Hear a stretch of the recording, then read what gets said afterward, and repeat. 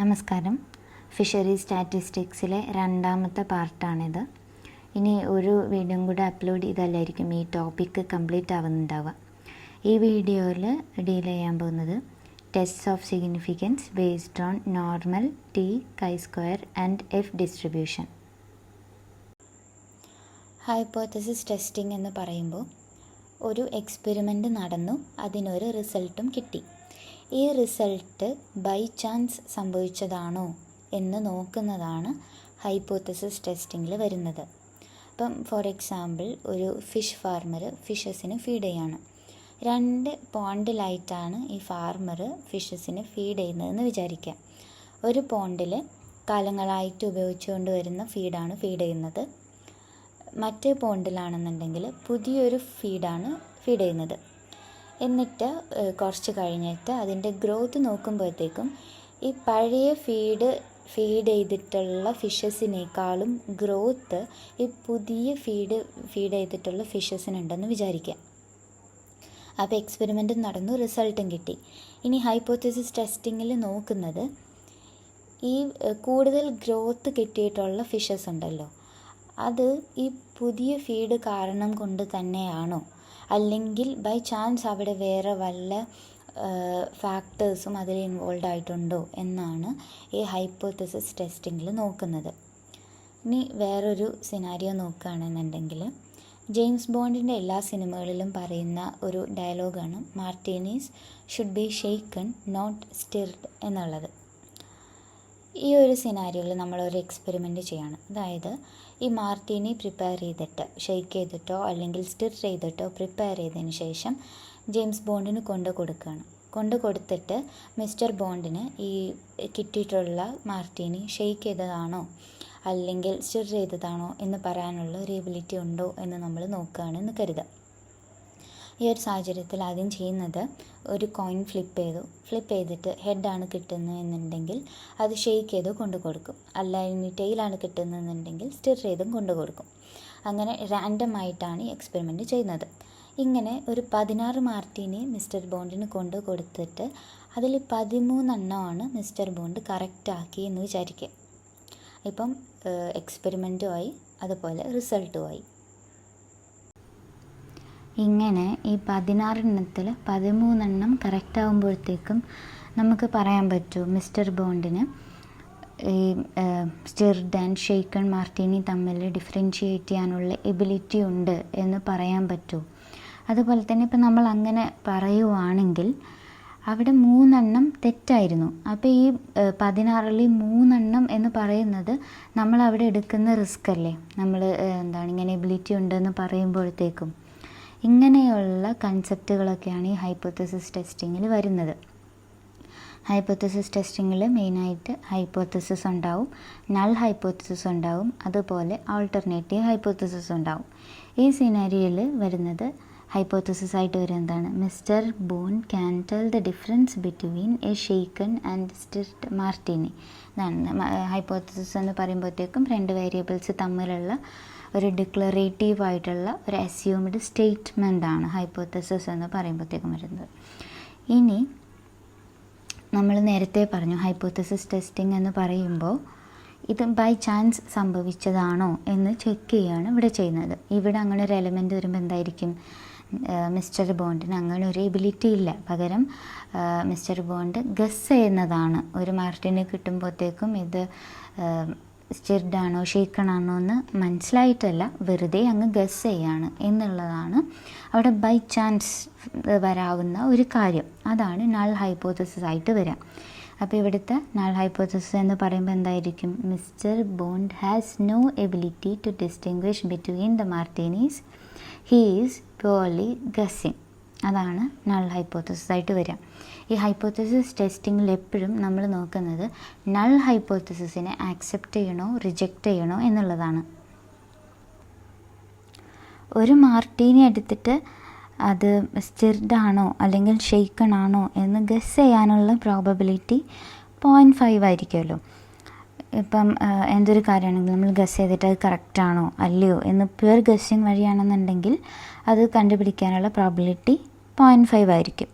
പക്ഷേ ഈ 16 13 കറക്റ്റ് ആവുക പറയുമ്പോൾ അത് ഭയങ്കര പാടല്ലേ. 16 ഒരു 8 ആണെങ്കിൽ മാക്സിമം അത് ഗസ്സിങ് ആയിരിക്കാം എന്ന് പറയാം. പക്ഷെ 16 13 കറക്റ്റായി വരിക ഗസ്സിങ് വഴി എന്ന് പറയുമ്പോൾ അതിൻ്റെ പ്രോബബിലിറ്റി വളരെ കുറവായിരിക്കും. ബൈനോമിയൽ ഡിസ്ട്രിബ്യൂഷൻ വഴി അത് കണ്ടുപിടിച്ചാൽ കിട്ടുന്നത് 0.0106 ആണ്. അതായത് പ്രോബബിലിറ്റി വളരെ കുറവാണ്. ഇങ്ങനെ നൾ ഹൈപ്പോത്തസിസിൻ്റെ പ്രോബബിലിറ്റി വളരെ കുറവാകുമ്പോൾ നമ്മൾ നൾ ഹൈപ്പോത്തസിസിനെ റിജക്റ്റ് ചെയ്തിട്ട് ആൾട്ടർനേറ്റീവ് ഹൈപ്പോത്തസിസിനെയാണ് അവിടെ ആക്സെപ്റ്റ് ചെയ്യുന്നത്. ആൾട്ടർനേറ്റീവ് ഹൈപ്പോത്തസിസ് എന്ന് പറയുമ്പോൾ ഈ നൾ ഹൈപ്പോത്തസിസിൻ്റെ കോംപ്ലിമെൻ്ററി ആയിട്ടുള്ള ഹൈപ്പോത്തസിസ് ആയിരിക്കും. അപ്പോൾ ഇവിടുത്തെ കേസിൽ alternative hypothesis mister Bond has some real ability to distinguish shaken from stirred എന്ന് വരും. അങ്ങനത്തെ സിനാരിയോയിൽ ആൾട്ടർനേറ്റീവ് ഹൈപ്പോത്തസിസ് ആയിരിക്കും നമ്മൾ ആക്സെപ്റ്റ് ചെയ്യുന്നത്. ഹൈപ്പോത്തസിസ് ടെസ്റ്റ് എന്ന് പറയുമ്പോൾ അത് ഒരു സ്റ്റാറ്റിസ്റ്റിക്കൽ മെത്തേഡാണ്. അത് ഉപയോഗിക്കുന്നത് സാമ്പിൾ ഡേറ്റയെ ഉപയോഗിച്ചുകൊണ്ട് പോപ്പുലേഷൻ പാരാമീറ്ററിനെ സംബന്ധിച്ചിട്ടുള്ള ഒരു ഹൈപ്പോത്തസിസ് ടെസ്റ്റ് ചെയ്യുന്നത്. ഇപ്പോൾ മുന്നത്തെ എക്സാമ്പിളിൽ പറയുമ്പോൾ ആ ഒരു 16 സാമ്പിളിനെ വെച്ചുകൊണ്ട് നമ്മൾ മൊത്തം മാർട്ടീനസിനെ ഡിഫറൻഷ്യേറ്റ് ചെയ്യാനുള്ള എബിലിറ്റി മിസ്റ്റർ ബോണ്ടിനുണ്ട് എന്ന് പറയുകയാണ് ചെയ്യുന്നത്. അതാണ് ഈ പറയുന്ന ഹൈപ്പോത്തസിസ് ടെസ്റ്റ് എന്ന് പറയുമ്പോൾ സ്റ്റാറ്റിസ്റ്റിക്കൽ മെത്തേഡാണ്. അത് സാമ്പിൾ ഡേറ്റനെ ഉപയോഗിച്ചുകൊണ്ട് പോപ്പുലേഷൻ പാരാമീറ്ററിനെ സംബന്ധിച്ചിട്ടുള്ള ഒരു ഹൈപ്പോത്തസിസിനെ ഇവാലുവേറ്റ് ചെയ്യുകയാണ് ചെയ്യുന്നത്. ഇനി ഇതിൽ ഈ ഹൈപ്പോത്തറ്റിക്കൽ മീൻ ഉണ്ടല്ലോ നൾ ഹൈപ്പോത്തസിസിനെ H0 എന്നാണ് ഡിനോട്ട് ചെയ്യുക. ആൾട്ടർനേറ്റീവ് ഹൈപ്പോത്തസിസിനെ H1 അല്ലെങ്കിൽ HA എന്നൊക്കെ ഡിനോട്ട് ചെയ്യും. ഈ നൾ ഹൈപ്പോത്തസിസിനെ വെച്ചിട്ടാണ് നമ്മൾ ഹൈപ്പോത്തറ്റിക്കൽ ടെസ്റ്റിംഗ് ചെയ്യുന്നത് എന്ന് പറഞ്ഞു. ടെസ്റ്റിംഗ് ഹൈപ്പോത്തസിസ് ചെയ്യുന്നത്. അപ്പോൾ ഈ നൾ ഹൈപ്പോത്തസിസിൻ്റെ മീനിനെ μ0 എന്നെടുക്കും. ഈ μ0 അതുപോലെ ഈ സാമ്പിൾ മീനിനെ x⁻ എന്നുമാണ് എടുക്കുക. ഈ μ0യും ആക്ച്വൽ മീൻ അതായത് x⁻ഉം തമ്മിലുള്ള ഡിഫറൻസ് നോക്കും. ഈ ഡിഫറൻസ് വളരെ കുറവാണെന്ന് വിചാരിക്കുക. വളരെ കുറവാണ് എങ്കിൽ അവിടെ എന്ത് പറയാൻ പറ്റും? നൾ ഹൈപ്പോത്തസിസ് ആണ് നമ്മൾ ആക്സെപ്റ്റ് ചെയ്യുക. അല്ലാതെ ഈ ഹൈപ്പോത്തറ്റിക്കൽ മീനും ഈ ആക്ച്വൽ മീനും തമ്മിലുള്ള ഡിഫറൻസ് വളരെ കൂടുതലാണ് എങ്കിൽ എന്ത് ചെയ്യും? ഈ നൾ ഹൈപ്പോത്തസിസിനെ റിജക്റ്റ് ചെയ്യും. അങ്ങനെയാണ് ഇതിൽ നടക്കുന്നത്. ഈ ഭാഗത്ത് നിന്നുള്ള പ്രീവിയസ് ഇയർ ക്വസ്റ്റ്യൻ ആണ്. The purpose of hypothesis testing is to make a judgment about the difference between. By definition നമ്മൾ പറഞ്ഞു, അതിൽ ഓപ്ഷൻ സി ആണ് sample statistic and population parameter.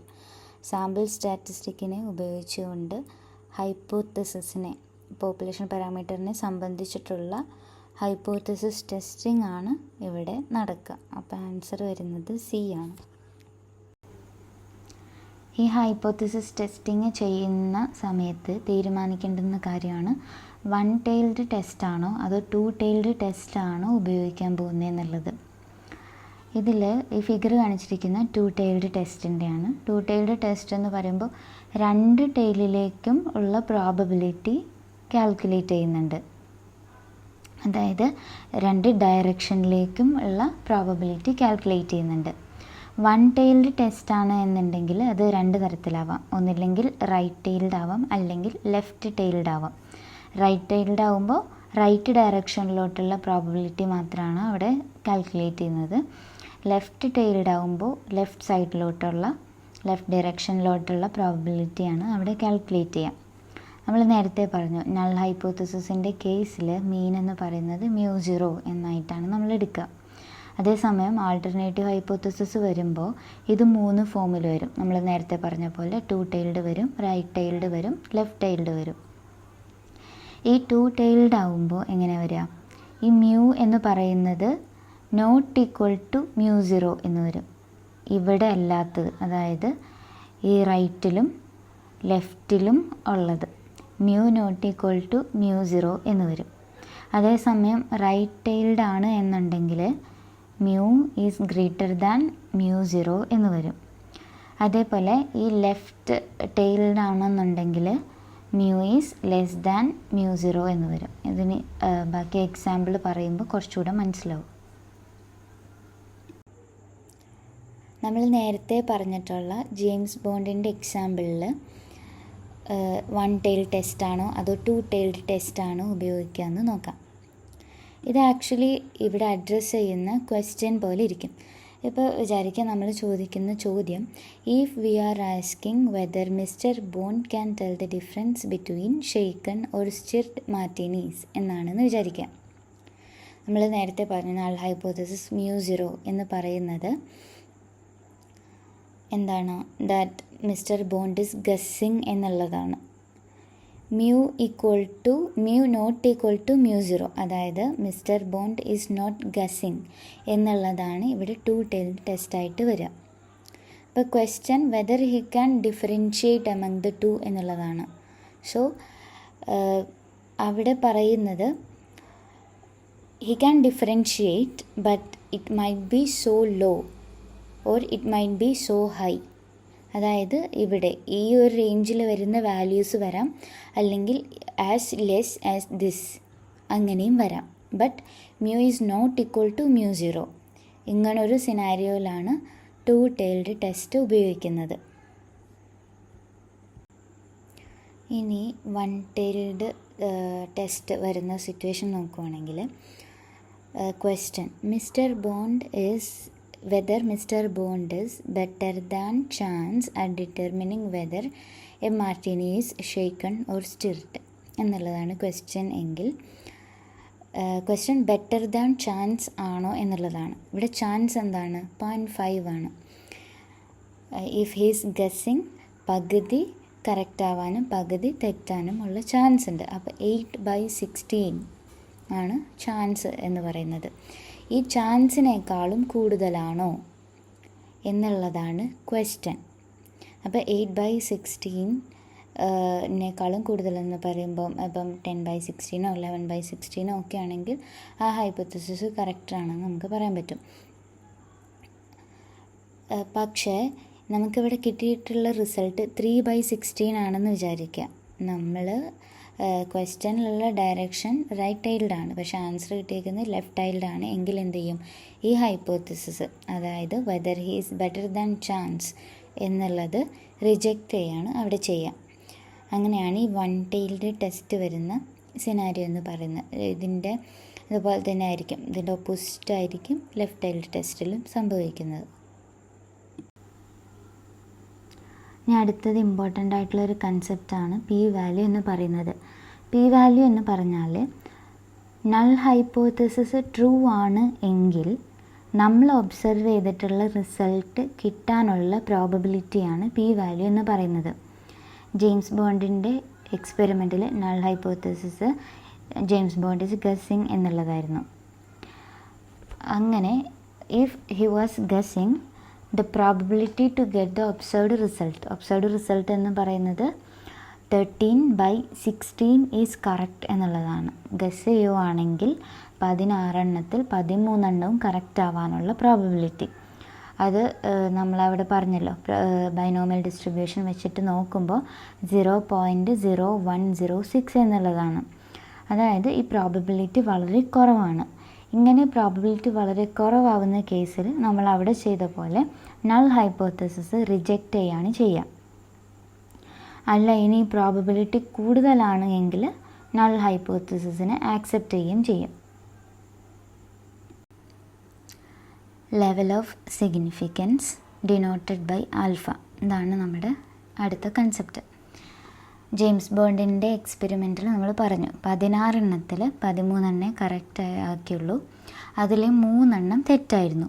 ഈ ഒരു എക്സ്പെരിമെൻറ്റിൽ നമ്മൾ പറയാണ് James bond can differentiate among the 2 എന്ന് പറഞ്ഞു കഴിഞ്ഞാൽ അവിടെ 3 എണ്ണം 3/16 നമ്മൾ അവിടെ എടുക്കുന്ന റിസ്ക്കാണ്. അതായത് ജെയിംസ് ബോണ്ടിന് കഴിവുണ്ട് എന്ന് പറയുമ്പോൾ 3/16 തെറ്റാനുള്ള ചാൻസ് ഉണ്ട്. ഇതിനെയാണ് ലെവൽ ഓഫ് സിഗ്നിഫിക്കൻസ് എന്ന് പറയുന്നത്. റിസർച്ചേഴ്സ് പൊതുവെ 5% ആണ് ഇങ്ങനെ ലെവൽ ഓഫ് സിഗ്നിഫിക്കൻസ് ആയിട്ട് എടുക്കുക. അതായത് 100 സാമ്പിൾ ഉണ്ടെങ്കിൽ അതിൽ 5 എണ്ണം തെറ്റിയാലും ആക്സെപ്റ്റ് ചെയ്യും. അല്ലെങ്കിൽ ചിലതിൽ 1% ആയിരിക്കാം. 5%ഉം 1%ഉം ആണ് കോമൺ ആയിട്ട് കാണുന്നത്. ഇത് ആൽഫ ആണെന്ന് പറഞ്ഞല്ലോ ലെവൽ ഓഫ് സിഗ്നിഫിക്കൻസ് എന്ന് പറയുന്നത്. ഇപ്പോൾ 2 ടൈൽഡ് ടെസ്റ്റിൽ വരുമ്പോഴത്തേക്കും 2 സൈഡിലും α/2, ഇവിടെയും α/2, ഇവിടെയും α/2, അങ്ങനെയാണ് ലെവൽ ഓഫ് സിഗ്നിഫിക്കൻസ് വരിക. ജെയിംസ് ബോണ്ടിൻ്റെ എക്സാമ്പിളിൽ നമ്മൾ കണ്ട പി വാല്യൂ എന്ന് പറയുന്നത് 0.0106 ആണ്. ആൽഫ എന്ന് പറയുന്നത് അല്ലെങ്കിൽ ലെവൽ ഓഫ് സിഗ്നിഫിക്കൻസ് എന്ന് പറയുന്നത് 0.05 ആണ്. നമ്മൾ പറഞ്ഞു 0.05 ആണ് നമ്മൾ ആക്സെപ്റ്റ് ചെയ്യുന്ന അത്രയും മിസ്റ്റേക്ക് നമ്മൾ ആക്സെപ്റ്റ് ചെയ്യും എക്സ്പെരിമെൻറ്റിൽ. ഇതിനേക്കാളും കുറവാണ്. അപ്പോൾ ആ സമയത്ത് നൾ ഹൈപ്പോത്തസിസ്, അതായത് ജെയിംസ് ബോണ്ട് ഈസ് ഗസ്സിങ് എന്നുള്ളത് നമ്മൾ എന്ത് ചെയ്യുന്നു, റിജക്റ്റ് ചെയ്യുന്നു. Reject null hypothesis and accept the alternative hypothesis. അപ്പോൾ എന്താണ് ആൽഫേനേക്കാളും പി വാല്യൂ കുറവാണെങ്കിൽ അവിടെ നൾ ഹൈപ്പോത്തസിസിനെ റിജക്റ്റ് ചെയ്യും. ഇനി നേരെ തിരിച്ചാണെങ്കിൽ ഫെയിൽ ടു റിജക്റ്റ് H0. ഇനി നമ്മൾ സ്റ്റാറ്റിസ്റ്റിക്കലി സിഗ്നിഫിക്കൻ്റ് ആണ് ഒരു റിസൾട്ട് എന്ന് പറയുന്നതുകൊണ്ട് ഉദ്ദേശിക്കുന്നത് ആ റിസൾട്ട് ഉണ്ടായിട്ടുള്ളത് ചാൻസ് കൊണ്ടല്ല, അതൊരു റിയൽ ഇഫക്റ്റ് കൊണ്ടാണ് എന്നാണ് ഈ സ്റ്റാറ്റിസ്റ്റിക്കലി സിഗ്നിഫിക്കൻ്റ് എന്നുള്ളത് കൊണ്ട് ഉദ്ദേശിക്കുന്നത്. ഇനി ഏരിയ എന്നുള്ള ക്വസ്റ്റ്യൻ ആണ്. If P value of A test is 0.07 which of the following is true?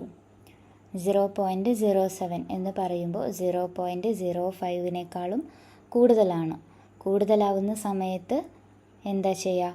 Accept H0 അല്ലേ. 0.05നേക്കാളും കുറവാകുമ്പോഴാണ് റിജക്റ്റ് H0 വരുന്നത്. അപ്പോൾ ഇവിടെ ആൻസർ വരുന്നത് ബി ആണ്, do not reject H0. Significance level 0.05 പറഞ്ഞല്ലോ, അത് സ്റ്റാർട്ട് ചെയ്യുന്ന പോയിൻറ്റിനെയാണ് ക്രിട്ടിക്കൽ വാല്യൂ എന്ന് പറയുന്നത്. ഇപ്പം 2 ടൈൽ ടെസ്റ്റിനാകുമ്പോൾ 2 ഏരിയ ഉണ്ടാവും. അതിനെ Z∝/2 -Z∝/2 എന്ന് ഇവിടെ കാണിച്ചിരിക്കുന്നു, ഇവിടെ +Z∝/2 എന്ന് കാണിച്ചിരിക്കുന്നു.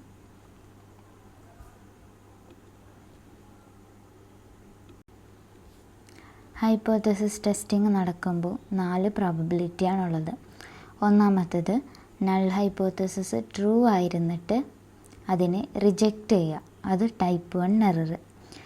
ഇനി നൾ ഹൈപ്പോത്തസിസ് ഫോൾസ് ആയിരുന്നിട്ട് അതിനെ ആക്സെപ്റ്റ് ചെയ്യുന്നത് ടൈപ്പ് 2 എററാണ്.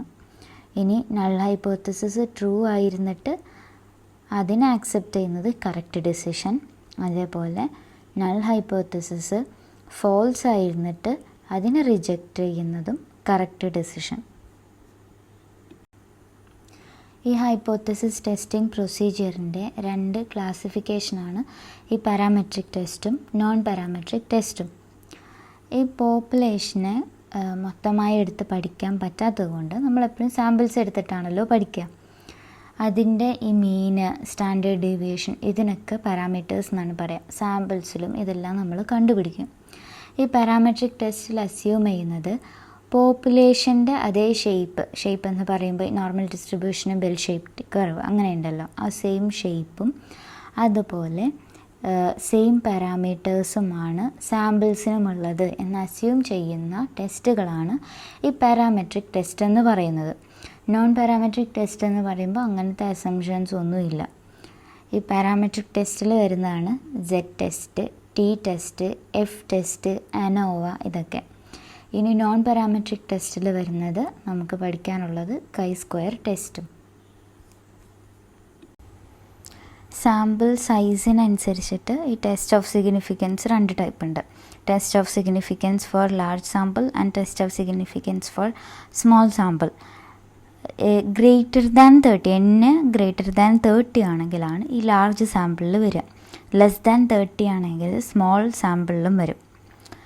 ഈ ലാർജ് സാമ്പിളിൻ്റെ പ്രത്യേകത നമ്മൾ സെൻട്രൽ ലിമിറ്റ് തിയറത്തിൽ പറഞ്ഞില്ലേ, സാമ്പിൾ സൈസ് കൂടുന്നതിനനുസരിച്ച് അത് നോർമൽ ഡിസ്ട്രിബ്യൂഷനിലോട്ട് പോകും.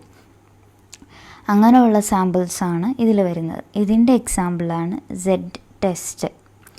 ഇനി ഈ ലാർജ് സാമ്പിളിൻ്റെ ടെസ്റ്റുകൾ സ്മോൾ സാമ്പിൾസിന് വർക്ക് ആയിക്കൊള്ളണമെന്നില്ല. അങ്ങനെ n<30 വരുന്ന കാറ്റഗറിയാണ് test of significance for small samples എന്ന് പറയുന്നത്. ഇതിൽ ഉൾപ്പെട്ടിട്ടുള്ളതാണ് T test, F test, chi-square test. ഇനി ഈ പോർഷനിൽ വന്നിട്ടുള്ള ക്വസ്റ്റ്യൻ ആണ്, large sample theory is applicable when the sample size is, നമ്മൾ പറഞ്ഞല്ലോ, മോർ ദാൻ 30. ആദ്യത്തേത് സെഡ് ടെസ്റ്റാണ്. സെഡ് ടെസ്റ്റ് നമ്മൾ നേരത്തെ പറഞ്ഞു, അതൊരു പാരാമെട്രിക് ടെസ്റ്റാണ്. അതുപോലെ ലാർജ് സാമ്പിൾ സൈസിനാണ് ഇത് ഉപയോഗിക്കുക. ലാർജ് സാമ്പിൾ സൈസ് എന്ന് പറയുമ്പോൾ തന്നെ സെൻട്രൽ ലിമിറ്റ് തിയറം വെച്ച് പറയുമ്പോൾ അത് നോർമൽ ഡിസ്ട്രിബ്യൂഷൻ ആയിരിക്കും. ഈ സെഡ് ടെസ്റ്റ് എന്നുള്ള പേര് വന്നിട്ടുള്ളത് സെഡ് സ്കോറിൽ നിന്നാണ്. നമ്മൾ കഴിഞ്ഞ വീഡിയോയിൽ പറഞ്ഞു എന്താണ് സെഡ് സ്കോർ എന്ന് പറയുന്നത്. പോപ്പുലേഷൻ മീനിൽ നിന്നും എത്ര സ്റ്റാൻഡേർഡ് ഡീവിയേഷൻ അകലെയാണ് സാമ്പിൾ സ്റ്റാറ്റിസ്റ്റിക് എന്നുള്ളതാണ് ഈ സെഡ് സ്കോർ കൊണ്ട് കാണിക്കുന്നത്. അതിൻ്റെ ഇക്വേഷനാണ് z x - μ/σ/√10 എന്ന് പറയുന്നത്. എക്സ് ബാർ എന്ന് പറയുന്നത് എക്സ് ബാർ എന്ന് പറയുന്നത് സാമ്പിൾ മീനാണ്. മ്യൂ എന്ന് പറയുന്നത് പോപ്പുലേഷൻ മീനാണ്. സിഗ്മ എന്ന് പറയുന്നത് പോപ്പുലേഷൻ സ്റ്റാൻഡേർഡ് ഡീവിയേഷനാണ്. അതുപോലെ സാമ്പിൾ സ്റ്റാൻഡേർഡ് ഡീവിയേഷനെ ഡിനോട്ട് ചെയ്യുന്നത് എസ് ആണ്. എൻ എന്ന് പറയുന്നത് സാമ്പിൾ സൈസ്. ഈ സെഡ് ടെസ്റ്റ് ഏതൊക്കെ സിറ്റുവേഷനിലാണ് അപ്ലൈ ചെയ്യേണ്ടത് എന്നുള്ളത് പറയുന്നുണ്ട്. അതിന് മുന്നേ നമ്മൾ സിഗ്നിഫിക്കൻസ് ലെവൽ പറഞ്ഞല്ലോ. ഈ ഓരോ സിഗ്നിഫിക്കൻസ് ലെവലിനും ക്രിട്ടിക്കൽ വാല്യൂ കോൺസ്റ്റൻ്റ് ആണ്. ഈ 0.05 വരുമ്പോൾ 2 tailed ടെസ്റ്റ് ആണെങ്കിൽ അവിടെ ±1.96 ആണ് വരിക. ഇവിടെ -1.96 വരും, ഈ സൈഡിൽ +1.96 വരും. ഈ വാല്യൂസ് ശരിക്കും നമുക്ക് സെഡ് ടേബിൾ വെച്ചിട്ട് കണ്ടുപിടിക്കാവുന്നതേ ഉള്ളൂ. പക്ഷെ നമുക്ക് സെഡ് ടേബിൾ യൂസ് ചെയ്യാൻ പറ്റാത്തതുകൊണ്ട് ഓരോ ഇമ്പോർട്ടൻ്റ് ആയിട്ടുള്ള സിഗ്നിഫിക്കൻസ് ലെവലിൻ്റെ എല്ലാം നമ്മൾ പഠിച്ചിട്ട് പോകേണ്ടി വരും. അപ്പോൾ നമ്മൾ പറഞ്ഞു 5%ൻ്റെ 2 tailed ടെസ്റ്റിലാണെങ്കിൽ ±1.96 ആണ് വരുന്നത്. നമ്മൾ ഈ മുന്നത്തെ ഇക്വേഷൻ വെച്ചിട്ട് സെഡ് സ്കോർ കണ്ടുപിടിച്ചല്ലോ. ആ സെഡ് സ്കോർ എന്ന് പറയുന്നത് ഈ ±1.96ൻ്റെ ഇടയിലാണ് എങ്കിൽ, അതായത് ഇതിൻ്റെ രണ്ടിൻ്റെ ഇടയിലാണെങ്കിൽ നമ്മൾ ഈ നൾ ഹൈപ്പോത്തസിസ് ആക്സെപ്റ്റ് ചെയ്യും. ഓക്കെ, ഇനിയിപ്പോൾ 1 tailed ആണ്, റൈറ്റ് ടൈൽഡ് ആണെന്ന് വിചാരിച്ചോ. അപ്പോൾ ഇവിടെയാണ് ക്രിട്ടിക്കൽ വാല്യൂ വരുന്നത്. ഈ ക്രിട്ടിക്കൽ വാല്യൂവിനേക്കാളും ചെറുതാണ് നമുക്ക് കിട്ടിയിട്ടുള്ള സെഡ് സ്കോർ എങ്കിൽ നമ്മൾ എന്ത് ചെയ്യും, നൾ ഹൈപ്പോത്തസിസ് ആക്സെപ്റ്റ് ചെയ്യും. അല്ല, ഈ ക്രിട്ടിക്കൽ വാല്യൂവിനേക്കാളും കൂടുതലാണ് സെഡ് സ്കോർ എങ്കിൽ നൾ ഹൈപ്പോത്തസിസിനെ റിജക്റ്റ് ചെയ്യും. ഇങ്ങനെയാണ് നമ്മളിതിൻ്റെ സിഗ്നിഫിക്കൻസ് നോക്കുന്നത്. ഈ സെഡ് ടെസ്റ്റ് എന്ന് പറയുന്നത് പോപ്പുലേഷൻ മീനിന് വേണ്ടിയിട്ടുള്ള ടെസ്റ്റാണ്. 2 പോപ്പുലേഷൻ മീൻ തമ്മിൽ, അല്ലെങ്കിൽ സാമ്പിൾ മീനും പോപ്പുലേഷൻ മീനും തമ്മിൽ ഒക്കെയാണ് ഉള്ള ഹൈപ്പോത്തസിസിനാണ് ഈ സെഡ് ടെസ്റ്റ് ഉപയോഗിക്കുന്നത്. ഇവിടെ നമ്മൾ നേരത്തെ പറഞ്ഞു സാമ്പിൾ സൈസ് ലാർജ് ആയിരിക്കണം. അതുപോലെ തന്നെ standard deviation, population standard deviation non ആയിരിക്കണം. പോപ്പുലേഷൻ സ്റ്റാൻഡേർഡ് ഡീവിയേഷൻ നോൺ ആയിട്ടുള്ള, സാമ്പിൾ സൈസ് ലാർജ് ആയിട്ടുള്ള സ്ഥലത്ത് പോപ്പുലേഷൻ മീനിന് വേണ്ടിയിട്ടാണ് ഈ സെഡ് ടെസ്റ്റ് ഉപയോഗിക്കുന്നത്. ഇനി എക്സാമ്പിൾ നോക്കാം. A company claims that the mean life of A bulb is 1000 hours. A sample of 64 bulbs has mean life of 995 hours. The population standard deviation is 100 hours. Test the claim at 5% significance level. 2 tailed test ആണെന്നും തന്നിട്ടുണ്ട്. ഇതിൽ നമ്മളെങ്ങനെയാണ് Z ടെസ്റ്റാണ് ഉപയോഗിക്കേണ്ടതെന്ന് മനസ്സിലാവുക. Population മീൻ തന്നിട്ടുണ്ട് 1000, അതുപോലെ sample മീൻ തന്നിട്ടുണ്ട് 995. Large size സാമ്പിളാണ്, N64 ആണ് തന്നിട്ടുള്ളത്. സ്റ്റാൻഡേർഡ് ഡീവിയേഷൻ നോൺ ആണ്, 100 ആണ്. അപ്പോൾ ഇങ്ങനെ നോക്കുമ്പോൾ ഇതിൽ നമ്മൾ വാല്യൂ സബ്സ്റ്റിറ്റ്യൂട്ട് ചെയ്യുമ്പോൾ Z കിട്ടുന്നത് 0.40 ആണ്. പിന്നെ 5% സിഗ്നിഫിക്കൻസ് ലെവലാണെന്ന് തന്നിട്ടുണ്ട്. 2 tailed ടെസ്റ്റ് ആണെന്നും തന്നിട്ടുണ്ട്. അപ്പോൾ ±1.96. ഈ 0.40 എന്ന് പറയുന്നത് ±1.96ൻ്റെ ഇടയിലാണല്ലോ വരുന്നത്. അപ്പോൾ നമ്മൾ എന്താ ചെയ്യുക, നൾ ഹൈപ്പോത്തസിസിനെ ആക്സെപ്റ്റ് ചെയ്യുക. അപ്പോൾ എന്താണ്, there is not enough evidence to reject the company's claim that μ is equal to 1000 hours. ഇങ്ങനെ കൺക്ലൂഡ് ചെയ്യും. ഇനി പ്രീവിയസ് ഇയർ ക്വസ്റ്റ്യൻ നോക്കാം. What is the critical value for a 2-tailed hypothesis test on a population mean when level of significance is 5% and the population standard deviation is known? ഇങ്ങനെ പറയുമ്പോൾ നമുക്ക് പറഞ്ഞല്ലോ, ഈ value സെറ്റബിൾ ഇല്ലാത്തത് കൊണ്ട് നമ്മൾ എന്ത് ചെയ്യണം, അത് പഠിച്ചാലേ പറ്റുള്ളൂ. 5% വരുന്നത് ±1.96 ആണ്. അപ്പോൾ ഓപ്ഷൻ ഇവിടെ വരുന്നത് സി ആണ്. ഇനി large sample data are use to test the population mean of fish length. Which test is most appropriate? By definition അറിയാലോ, Z ടെസ്റ്റാണ് അവിടെ വരുന്നത്. ഇനി നെക്സ്റ്റ് ടെസ്റ്റാണ് ടി ടെസ്റ്റ് അല്ലെങ്കിൽ സ്റ്റുഡൻറ്റ് ടി ടെസ്റ്റ്. ഈ സ്റ്റുഡൻറ്റ് ടി ടെസ്റ്റ് എന്ന് പറയുന്നത് ഇത് സ്റ്റുഡൻസ് കൂടുതൽ ഉപയോഗിക്കുന്നതുകൊണ്ടല്ല, ഇത് ഇൻവെൻറ്റ് ചെയ്ത സയൻറ്റിസ്റ്റിൻ്റെ പെൻ നെയിമാണ് സ്റ്റുഡൻറ്റ് എന്നുള്ളത്. ഈ ടി ടെസ്റ്റും Z ടെസ്റ്റും തമ്മിലുള്ള വ്യത്യാസം ആദ്യം നോക്കാം. നമ്മൾ Z ടെസ്റ്റ് പറഞ്ഞു, പോപ്പുലേഷൻ സൈസ് ലാർജ് ആണെങ്കിലാണ് Z ടെസ്റ്റ് ഉപയോഗിക്കുന്നത്. പക്ഷേ ടി ടെസ്റ്റ് ഉപയോഗിക്കുന്നത് പോപ്പുലേഷൻ സൈസ് സ്മോൾ ആവുമ്പോഴാണ്. ഈ Z ടെസ്റ്റ് നോർമൽ ഡിസ്ട്രിബ്യൂഷനാണ് കാണിക്കുന്നത്.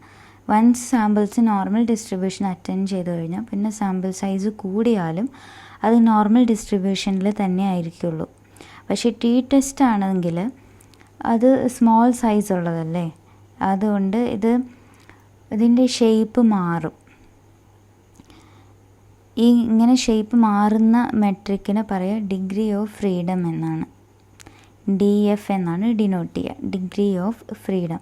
ഇതിനുള്ള വേറൊരു കാരണം എന്ന് വെച്ചാൽ Z ടെസ്റ്റിൻ്റെ കേസിൽ പോപ്പുലേഷൻ്റെ സ്റ്റാൻഡേർഡ് ഡീവിയേഷൻ അറിയായിരുന്നു, പക്ഷേ ഇവിടെ അത് അറിയില്ല. അപ്പോൾ ഇവിടെ നമ്മൾ യൂസ് ചെയ്യുന്നത് സാമ്പിളിൻ്റെ സ്റ്റാൻഡേർഡ് ഡീവിയേഷനാണ്, അല്ലെങ്കിൽ സാമ്പിളിൻ്റെ വേരിയൻസ് ആണ് ഇവിടെ യൂസ് ചെയ്യുക. അപ്പം അത് ഓരോ സാമ്പിൾ വരുമ്പോഴത്തേക്കും അത് വേരി ചെയ്യുമല്ലോ, അതുകൊണ്ട് കൂടിയാണ് ഈ ഷേപ്പ് ഇങ്ങനെ മാറുന്നത്. ഇനിയിപ്പം ഈ ടി ടെസ്റ്റിലെ സാമ്പിൾസിൻ്റെ സാമ്പിൾ സൈസ് കൂടിയാൽ അതൊരു 30 above ആകുമ്പോഴത്തേക്കും അത് നോർമൽ ഡിസ്ട്രിബ്യൂഷനിലോട്ട് മാറുകയും ചെയ്യും.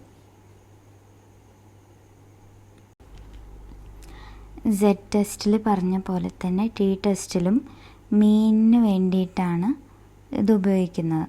ഇത് 3 ടൈപ്പ് ഉണ്ട്. 1 സാമ്പിൾ ടി ടെസ്റ്റ്, അതുപോലെ ഇൻഡിപെൻഡൻറ്റ് സാമ്പിൾസ് ടി ടെസ്റ്റ്, അതുപോലെ പെയർഡ് സാമ്പിൾസ് ടി ടെസ്റ്റ്.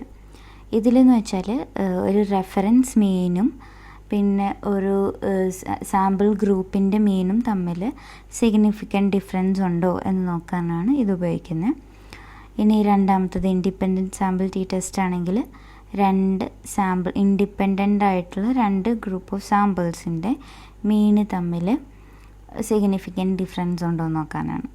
ഇനി പെയർഡ് സാമ്പിൾ ടി ടെസ്റ്റിലാണെന്നുണ്ടെങ്കിൽ ഇവിടെ വരുന്നതാണ് ഈ ബിഫോർ ആഫ്റ്റർ സ്റ്റഡീസൊക്കെ അല്ലേ. അതായത് ഇപ്പം ഡ്രഗ് ഇഞ്ചെക്റ്റ് ചെയ്യുന്നു, എന്നിട്ട് കുറച്ച് ടൈം കഴിഞ്ഞിട്ട് അതിൻ്റെ റെസ്പോൺസ് നോക്കാൻ വേണ്ടിയിട്ട് പിന്നെയും ടെസ്റ്റ് ചെയ്യുന്നു.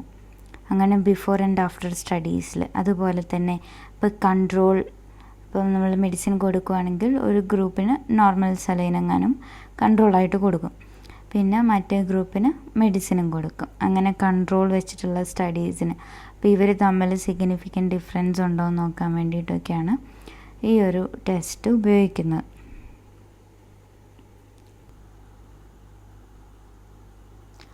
ഇതാണ് വൺ സാമ്പിൾ ടി ടെസ്റ്റിൻ്റെ equation. T equal to X bar minus mu by S by root N.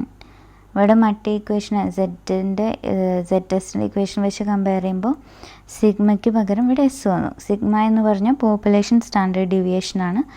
S എന്ന് പറയുമ്പോൾ സാമ്പിൾ സ്റ്റാൻഡേർഡ് ഡീവിയേഷനാണ്. ഇനി ഇതാണ് ഇൻഡിപെൻഡൻറ്റ് സാമ്പിൾ ടി ടെസ്റ്റിൻ്റെ ഇക്വേഷൻ.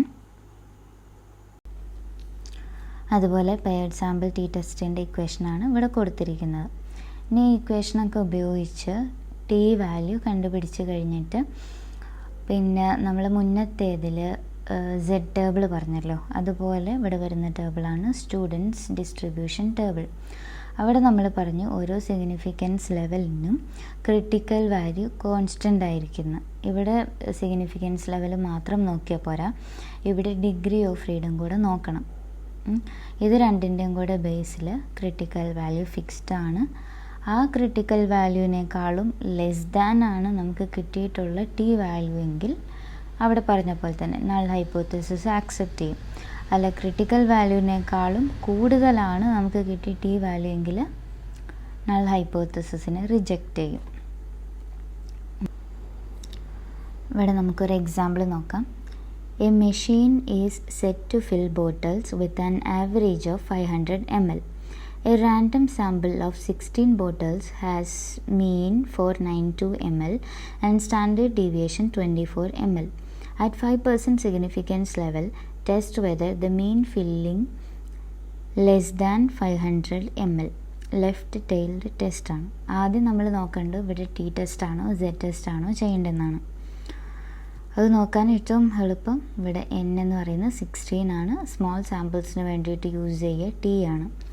ഇവിടെ തന്നിരിക്കുന്നത് പോപ്പുലേഷൻ മീൻ തന്നിട്ടുണ്ട്, മ്യൂ 500 ml, എൻ 16, പിന്നെ ഇതെന്ന് പറയുന്നത് സാമ്പിൾ മീനാണ് 492 ml, സ്റ്റാൻഡേർഡ് ഡീവിയേഷൻ 24 ml. ഇത് സാമ്പിളിൻ്റെയാണ് തന്നിട്ടുള്ളത്. നമ്മൾ 16 ബോട്ടിൽസ് പോപ്പുലേഷനിൽ നിന്ന് സാമ്പിൾ എടുത്താണ്, അതിൻ്റെ സ്റ്റാൻഡേർഡ് ഡീവിയേഷനാണ് ഈ 24 ml എന്ന് തന്നിട്ടുള്ളത്. പിന്നെ 5% സിഗ്നിഫിക്കൻസ് ലെവലാണെന്ന് തന്നിട്ടുണ്ട്.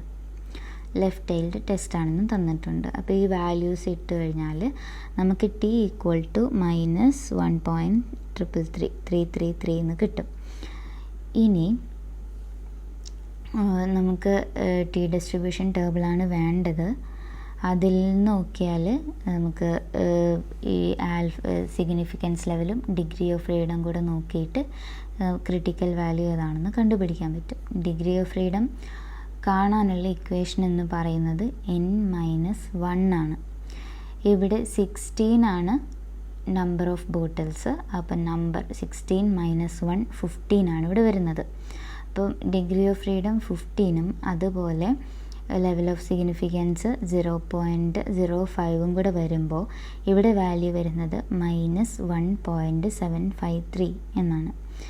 -1.753 എന്ന് പറയുന്നത് ലെസ് ദാൻ -1.33 ആയതുകൊണ്ട് we accept the null hypothesis, അതായത് fail to reject null hypothesis. ഇങ്ങനെയാണ് ടി ടെസ്റ്റിലെ പ്രോബ്ലം സോൾവ് ചെയ്യുന്നത്. ടി ടെസ്റ്റിൽ നമ്മൾ പറഞ്ഞു 2 ഗ്രൂപ്പിൻ്റെ വരെ അല്ലെങ്കിൽ 2 പോപ്പുലേഷൻ്റെ വരെ മീൻസ് കമ്പയർ ചെയ്യാൻ വേണ്ടിയിട്ട് ടി ടെസ്റ്റ് ഉപയോഗിക്കാൻ പറ്റും. ഈ 2ൽ കൂടുതൽ ഗ്രൂപ്പുകൾ അല്ലെങ്കിൽ പോപ്പുലേഷൻ്റെ മീൻസ് സിഗ്നിഫിക്കൻ്റ് ആണോ അല്ലയോ എന്ന് നോക്കാൻ വേണ്ടിയിട്ട് ഉപയോഗിക്കുന്നതാണ് അനോവ. ഈ അനോവൻ്റെ ഫുള്ള് അനാലിസിസ് ഓഫ് വേരിയൻസ് എന്നാണ്. ഈ അനോവ യൂസ് ചെയ്യുന്നത് എഫ് ടെസ്റ്റാണ്. എഫ് ടെസ്റ്റിൽ വരുന്നത് F = V1/V2 എന്നാണ്. അതായത് 2 പോപ്പുലേഷൻ്റെ വേരിയൻസിൻ്റെ കമ്പാരിസണാണ് ഇവിടെ വരുന്നത്. 2 പോപ്പുലേഷൻ്റെ വേരിയൻസ്, അതുപോലെ തന്നെ ഒരു പോപ്പുലേഷനും അതിൽ നിന്നെടുത്തിട്ടുള്ള സാമ്പിളിൻ്റെ വേരിയൻസ് സിഗ്നിഫിക്കൻ്റ്ലി ഡിഫറെൻ്റ് ആണോ അല്ലയോ എന്ന് നോക്കുക. അപ്പോൾ എന്ത് ചെയ്യാൻ പറ്റും, ആ പോപ്പുലേഷനിൽ നിന്ന് തന്നെയാണോ ആ സാമ്പിൾ എടുത്തിട്ടുള്ളതെന്ന് നമുക്ക് നോക്കാൻ പറ്റും. അതായത് F = S1² / S2². Square root of standard deviation ആണ് വേരിയൻസ് എന്ന് പറയുന്നത് അല്ലേ. F = S1² / S2². എസ് എന്ന് പറയുന്നത് സ്റ്റാൻഡേർഡ് ഡീവിയേഷൻ ഓഫ് സാമ്പിളാണ്. S1 എന്ന് പറയുമ്പോൾ standard deviation of sample 1, S2 എന്ന് പറയുമ്പോൾ standard deviation of sample 2. F ടെസ്റ്റിൻ്റെ ഇക്വേഷനാണ് ഇത്. ഇനി അതുകൊണ്ട് തന്നെ F = V1/V2 എന്നും പറയാൻ പറ്റും. എന്താണ്? Square root of standard deviation ആണ് വേരിയൻസ് എന്ന് പറയുന്നത്. ഇനി അതേപോലെ F = S1² /σ1² വേറൊരു ഇക്വേഷനാണ്. എസ് എന്ന് പറയുന്നത് സ്റ്റാൻഡേർഡ് ഡീവിയേഷൻ ഓഫ് സാമ്പിളാണ്, സിഗ്മ എന്ന് പറയുന്നത് സ്റ്റാൻഡേർഡ് ഡീവിയേഷൻ ഓഫ് പോപ്പുലേഷനാണ്. ഈ ഇക്വേഷൻസ് ഉപയോഗിച്ചിട്ട് നമ്മൾ എഫ് ടെസ്റ്റിൻ്റെ വാല്യൂ കാണും. എന്നിട്ട് നമ്മൾ മുന്നത്തെ ടെസ്റ്റുകളിൽ പറഞ്ഞ പോലെ തന്നെ സിഗ്നിഫിക്കൻസ് ലെവലും ഡിഗ്രി ഓഫ് ഫ്രീഡം വെച്ചിട്ട് എഫ് ഡിസ്ട്രിബ്യൂഷൻ ടേബിളിൽ നിന്നും ക്രിട്ടിക്കൽ വാല്യൂ കാണും. എന്നിട്ട് ഈ ക്രിട്ടിക്കൽ വാല്യൂവുമായിട്ട് നമുക്ക് കിട്ടിയിട്ടുള്ള എഫ് വാല്യൂവിനെ കമ്പയർ ചെയ്യും. കിട്ടിയ എഫ് വാല്യൂ എന്ന് പറയുന്നത് ക്രിട്ടിക്കൽ വാല്യൂവിനേക്കാളും കൂടുതലാണ് എങ്കിൽ നൾ ഹൈപ്പോത്തസിസ് റിജക്റ്റ് ചെയ്യും. എഫ് വാല്യൂ എന്ന് പറയുന്നത് ക്രിട്ടിക്കൽ വാല്യൂവിനേക്കാളും ലെസ് ആണെങ്കിൽ നൾ ഹൈപ്പോത്തസിസിനെ ആക്സെപ്റ്റ് ചെയ്യും. ഇനി ഇതിൻ്റെ ആപ്ലിക്കേഷനാണ് നമ്മൾ നേരത്തെ പറഞ്ഞ പോലെ തന്നെ അനോവ, അനാലിസിസ് ഓഫ് വേരിയൻസിന് വേണ്ടി ഉപയോഗിക്കുന്നത്. ഇവിടെ 2 ഗ്രൂപ്പിൽ കൂടുതൽ ഗ്രൂപ്പുകളുടെ മീൻസ് തമ്മിൽ കമ്പയർ ചെയ്യാൻ വേണ്ടിയിട്ട് അനോവ യൂസ് ചെയ്യും. അനോവ യൂസ് ചെയ്യുന്നത് എഫ് ടെസ്റ്റിനെയാണ്.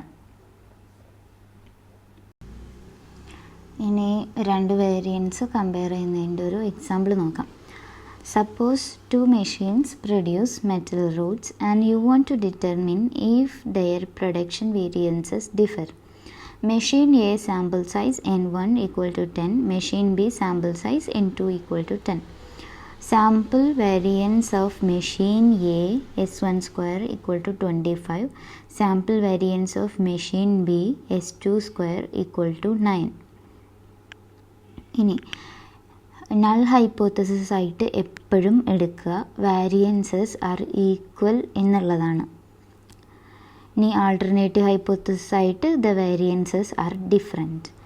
പിന്നെ ഈ ഇക്വേഷനിൽ എപ്പോഴും ലാർജർ സാമ്പിൾ വേരിയൻസ് ന്യൂമറേറ്ററിൽ വരും.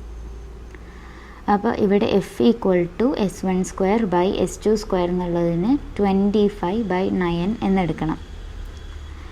എന്നിട്ട് പിന്നെ ഇതിൻ്റെ ഡിഗ്രി ഓഫ് ഫ്രീഡം നോക്കുക. രണ്ടും 10 ആണ് n വരുന്നത്, അപ്പോൾ n-1 രണ്ടും 9 ആണ് വരിക. അങ്ങനെ ഇക്വേഷനിൽ അപ്ലൈ ചെയ്യുമ്പോൾ F = 2.78 എന്ന് നമുക്കിവിടെ കിട്ടിയല്ലോ. ഇനി നമ്മൾ 5% സിഗ്നിഫിക്കൻസ് ലെവലിൽ degree of freedom 1 9, degree of freedom 2 9 ഈ വാല്യൂ വെച്ചിട്ട് നമ്മൾ എഫ് ഡിസ്ട്രിബ്യൂഷൻ ടേബിളിൽ വാല്യൂ നോക്കുമ്പോൾ 3.198 എന്നാണ് വരുന്നത്. ഇവിടെ എന്താണ് 2.78 എന്ന് പറയുന്നത് ലെസ് ദാൻ 3.18 ആണ്. അപ്പോൾ എന്താണ് fail to reject the null hypothesis. അപ്പോൾ എന്ത് വരും? At the 5% significant level there is no significant evidence that the production variances of machine A and machine B are different എന്ന് വരും. ഇവിടെ സിഗ്നിഫിക്കൻസ് ലെവൽ ക്വസ്റ്റ്യനിൽ തന്നിട്ടില്ലായിരുന്നു, പക്ഷേ തന്നിട്ടില്ല എങ്കിൽ കോമൺ ആയിട്ട് 5% ആണ് എടുക്കുന്നത്. ഇനി എഫ് ടെസ്റ്റ് ഇൻ അനോവ, അതിൻ്റെ കൂടെ ഒരു എക്സാമ്പിൾ നോക്കാം. A teacher wants to determine whether the mean test scores of students from 3 teaching methods are significantly different. After performing a 1 ANOVA the following results are obtained. ഇങ്ങനെ ഒരു table തന്നിട്ടുണ്ട്. ഇതിൽ F statistic 12.5, level of significance 5% ആണ് തന്നിട്ടുണ്ട്. F critical 4.26 ആണെന്നും തന്നിട്ടുണ്ട്. ഇത് just ആ കൺസെപ്റ്റ് മനസ്സിലാക്കാൻ വേണ്ടിയിട്ടുള്ളൊരു എക്സാമ്പിളാണ്, അല്ലാണ്ട് കാൽക്കുലേറ്റ് ചെയ്യാനുള്ളതല്ല. ഇവിടെയും നൾ ഹൈപ്പോത്തസിസ് വരിക all 3 teaching methods have the same mean scores എന്ന് വരും. ആൾട്ടർനേറ്റീവ് ഹൈപ്പോത്തസിസ് ആകുമ്പോൾ ഏതെങ്കിലും ഒരെണ്ണം ഡിഫറെൻ്റ് ആണെന്ന് വരും. അനോവ ഡിസ്ട്രിബ്യൂഷൻ നമുക്ക് തന്നിട്ടുണ്ട്. F = 12.5 ആണ്. 5% സിഗ്നിഫിക്കൻസ് ലെവലാണ്. എഫ് ക്രിട്ടിക്കൽ 4.26 ആണ്. പറഞ്ഞല്ലോ, ഇത് കാൽക്കുലേറ്റ് ചെയ്ത് നോക്കാൻ വേണ്ടിയിട്ടല്ല, ആ ഒരു കൺസെപ്റ്റ് മനസ്സിലാക്കാൻ വേണ്ടി മാത്രം ഇട്ടൊരു എക്സാമ്പിളാണ്. അപ്പോൾ ഇവിടെ 12.5 എന്ന് പറയുന്നത് ഗ്രേറ്റർ ദാൻ 4.26 ആണ്. അപ്പോൾ എന്ത് ചെയ്യുന്നു? We reject the null hypothesis.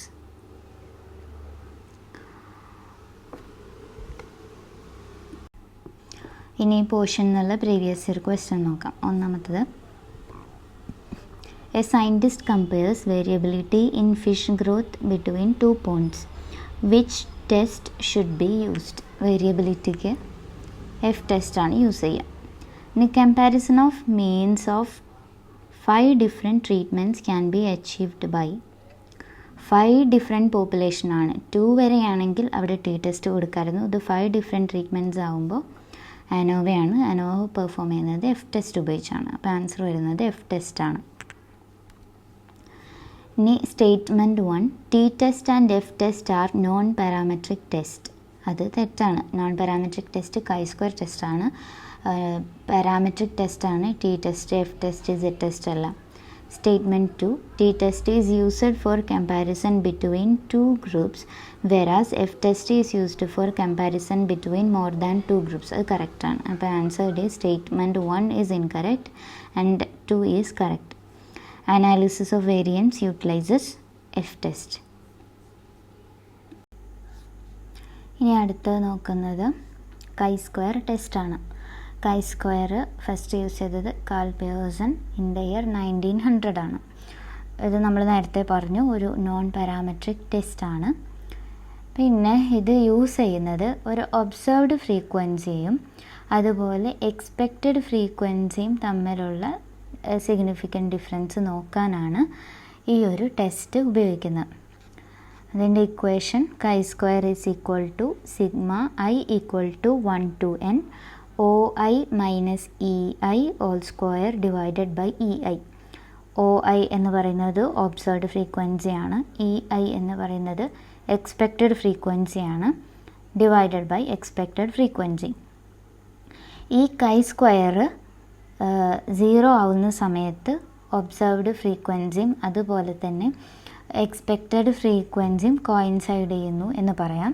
അതേപോലെ ഇത് രണ്ടും തമ്മിലുള്ള ഡിഫറൻസ് കൂടുന്നിടത്തോളം ഈ chi-squareൻ്റെ വാല്യൂ കൂടി വരും.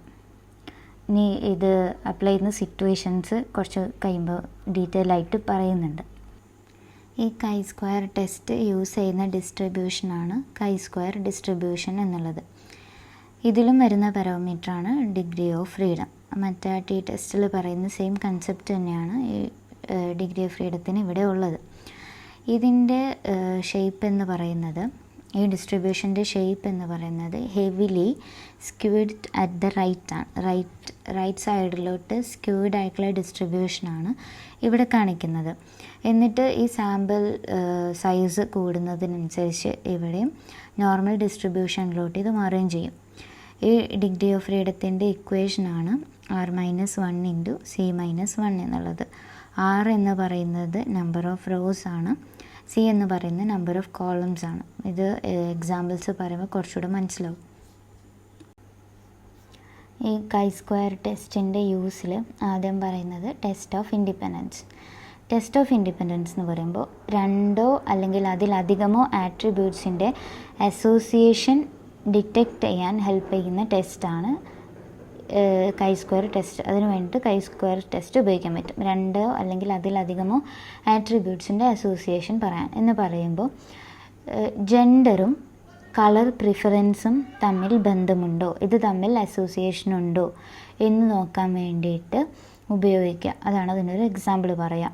ഈ അസോസിയേഷൻ എന്ന് പറയുന്നത് പോസിറ്റീവ് ആയിരിക്കാം, നെഗറ്റീവ് ആയിരിക്കാം, അല്ലെങ്കിൽ ആബ്സെൻ്റ് ആയിരിക്കാം. ഇങ്ങനെ ഈ chi-square ടെസ്റ്റ് chi-squareൻ്റെ ഈ വാല്യൂ കമ്പ്യൂട്ട് ചെയ്ത് കിട്ടുമല്ലോ. ഇതിന് മുന്നത്തെ പോലെ തന്നെ ലെവൽ ഓഫ് സിഗ്നിഫിക്കൻസും പിന്നെ ഡിഗ്രി ഓഫ് ഫ്രീഡവും ഇതിൻ്റെയും ബേസിലുള്ള ക്രിട്ടിക്കൽ വാല്യൂ ഡിസ്ട്രിബ്യൂഷൻ ടേബിളിൽ നിന്നും കണ്ടുപിടിച്ചിട്ട് അതുമായി കമ്പയർ ചെയ്ത് നോക്കിയിട്ടാണ് ഇത് നൾ ഹൈപ്പോത്തസിസ് ആക്സെപ്റ്റ് ചെയ്യണോ റിജക്റ്റ് ചെയ്യണോ എന്ന് പറയാം. ഈ നൾ ഹൈപ്പോത്തസിസ് എങ്ങനെ എടുക്കണം എന്നുള്ളത് അടുത്ത എക്സാമ്പിളിൽ പറയും.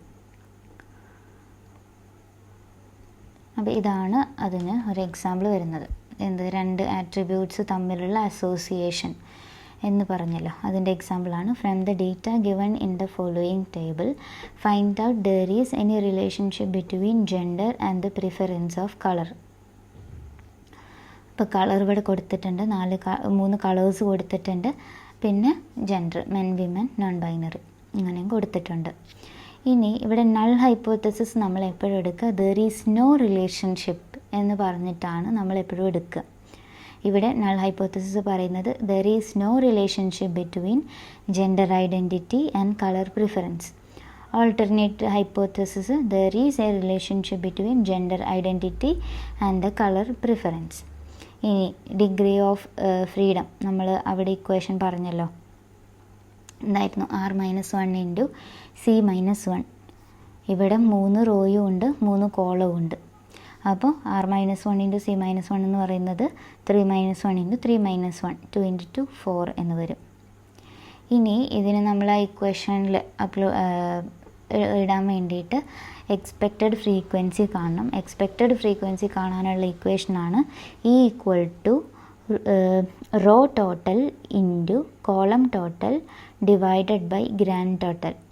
അപ്പോൾ ഇവിടെ നോക്കുമ്പോൾ റോ ടോട്ടൽ എന്ന് പറയുന്നത് ഈ ഫസ്റ്റത്തെ ഇതിൻ്റെയാണ് നോക്കുന്നത്. അപ്പോൾ ഇതിൻ്റെ ഇത് നോക്കുമ്പോൾ റോ ടോട്ടൽ എന്ന് പറയുമ്പോൾ ഈ 80 ഇൻറ്റു കോളം ടോട്ടൽ എന്ന് പറയുന്നത് 120. ഇവിടെ ഈ 120 80 into 120 divided by grand total, അതാണ് ഈ 230 കൊടുത്തിരിക്കുന്നത്. അങ്ങനെ ഓരോ വാല്യൂസിൻ്റെയും കാണണം ആദ്യം. അങ്ങനെ കണ്ടിട്ടുള്ള ടേബിളാണ് ഇത്. ഇനി ഇത് വെച്ചിട്ട് ഈ ഇക്വേഷനിൽ നമ്മൾ കൊടുക്കുമ്പോൾ ഇവിടെ നമുക്ക് അതിൻ്റെ വാല്യൂസ് കിട്ടും.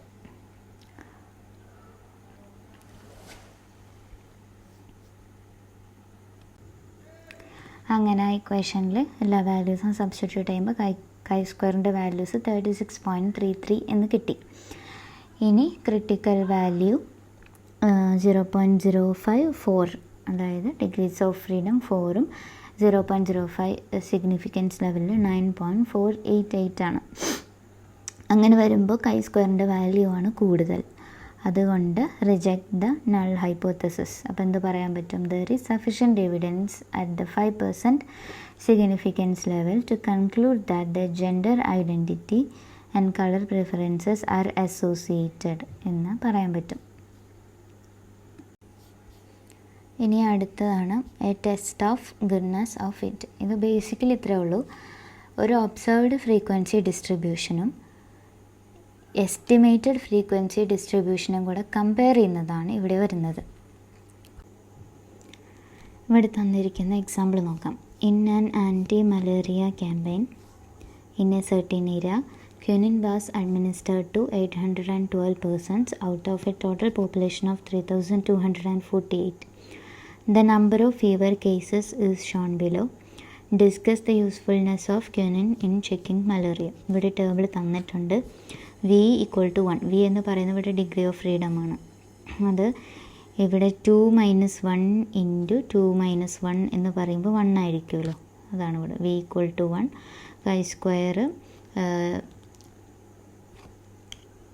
chi² ലെവൽ ഓഫ് സിഗ്നിഫിക്കൻസ് ഇവിടെ കൊടുത്തേക്കുന്നത് 0.05 ആണ്.